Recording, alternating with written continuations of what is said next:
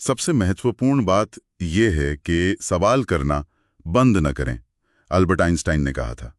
और आज हम विज्ञान की दुनिया में उठे एक ऐसे ही सवाल पर बात करने वाले हैं। हाँ, बिल्कुल। आज हम द हिंदू में छपे एक बहुत ही दिलचस्प विश्लेषण पर चर्चा कर रहे हैं। ये विश्लेषण मलेरिया के खिलाफ हमारे शरीर की लड़ाई, मतलब हमारी इम्यूनिटी की जो समझ है, उसे एक तरह से चुनौती दे रहा है। सही कहा। खासकर एक खास तरह की कोशिका TR1 सेल्स की भूमिका पर ये नई रोशनी डाल रहा है। और ये चर्चा सिर्फ जनरल नॉलेज के लिए नहीं, बल्कि यूपीएससी की तैयारी करने वालों के लिए भी अहम है। प्रीलिम्स और मेंस दोनों में काम आ सकती है। हाँ, तो आज हमारा मकसद है इस नई खोज को समझना कि ये TR1 कोशिकाएं आखिर है क्या, मलेरिया से लड़ने में इनका रोल क्या है, और इसे हम इम्यून सिस्टम और मलेरिया कंट्रोल के बड़े पिक्चर में कैसे फिट करें। चलिए शुरू करते हैं। तो ये जो नई स्टडी आई है, ये सीधे सीधे पुरानी सोच को बदल रही है।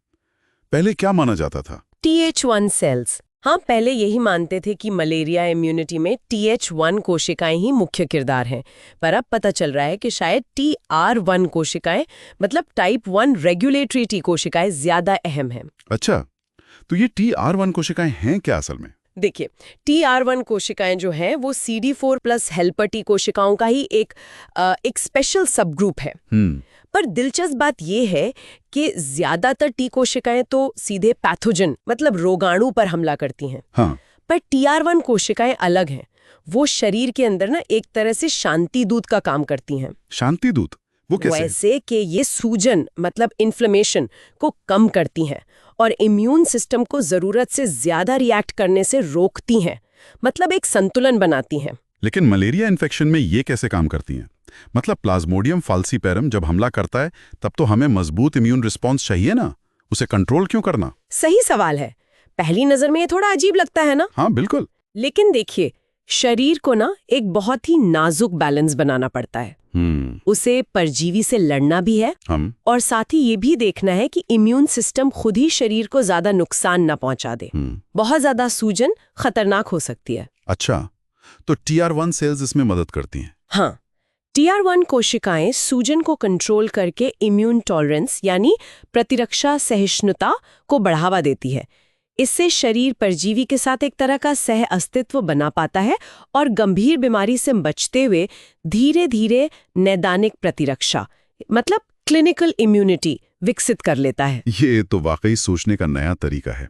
पहले लगता था बस हमला करो, पर अब संतुलन की बात आ रही है। बिल्कुल ही, ये संतुलन ही शायद गंभीर मलेरिया को रोकने की चाबी है। ठीक है, इस पूरी बात को और अच्छे से समझने के लिए क्या हम एक बार जल्दी से मानव इम्यून सिस्टम के मेन पार्ट्स देख सकते हैं? हाँ, क्यों नहीं।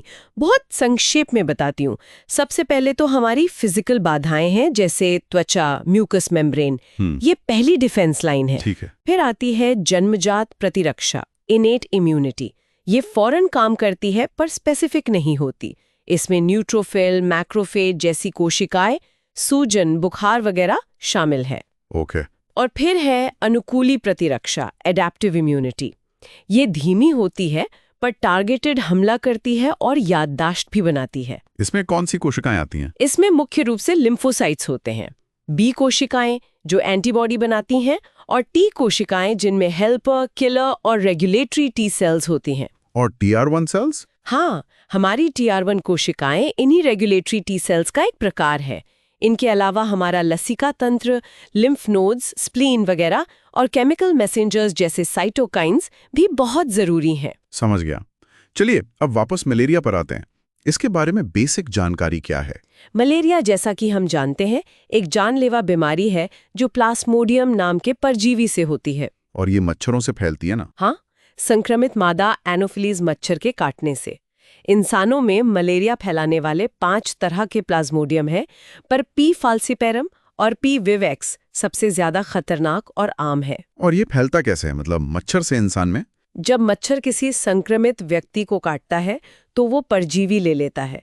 फिर जब वो किसी स्वस्थ व्यक्ति को काटता है तो परजीवी उसके खून में चले जाते हैं। अच्छा। ये परजीवी पहले लिवर में जाते हैं, वहां मल्टीप्लाई होते हैं और फिर लाल रक्त कोशिकाओं यानी RBCs पर हमला कर देते हैं, जिससे मलेरिया के लक्षण दिखते हैं। और आजकल इसका इलाज और टीके क्या हैं? यहाँ मामला दिलचस्प हो जाता है। हाँ, इलाज के लिए P. falciparum के लिए आर्टेमिसिनिन बेस्ड कॉम्बिनेशन थेरेपी, मतलब ACTS सबसे असरदार मानी जाती है। और PVX के लिए?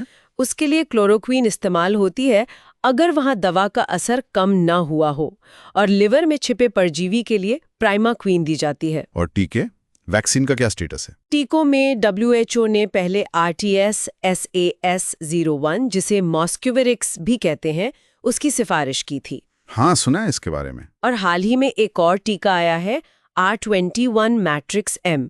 इसे सीरम इंस्टीट्यूट ऑफ इंडिया और ऑक्सफोर्ड यूनिवर्सिटी ने मिलकर बनाया है। इसे भी WHO ने मलेरिया प्रभावित इलाकों में इस्तेमाल की मंजूरी दे दी है। ये तो अच्छी खबर है।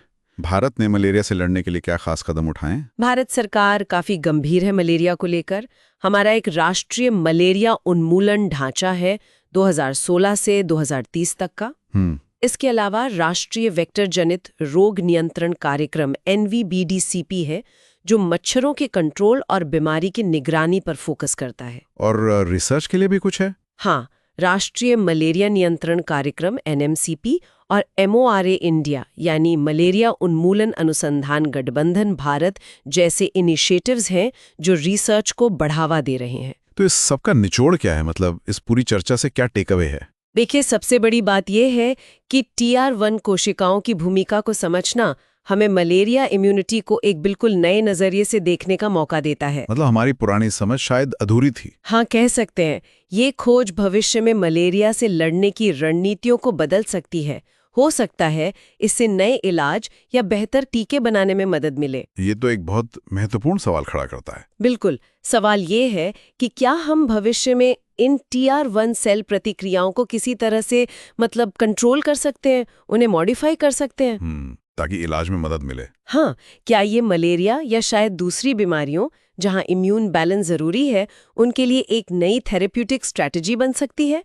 ये भविष्य की रिसर्च के लिए एक बहुत ही रोमांचक दिशा है। वाकई, ये सारी जानकारी हमने द हिंदू के विश्लेषण से ली है। हम श्रोताओं को, खासकर UPSC की तैयारी करने वालों को, इस पर और गहराई से सोचने के लिए कहेंगे। हाँ, ये सोचने का विषय है। अगर आपको ये बातचीत उपयोगी लगी तो प्लीज इसे लाइक करें, हमारे चैनल को सब्सक्राइब करें, और अगर आपके कोई सवाल या विचार हैं तो नीचे कमेंट्स में जरूर बताएं।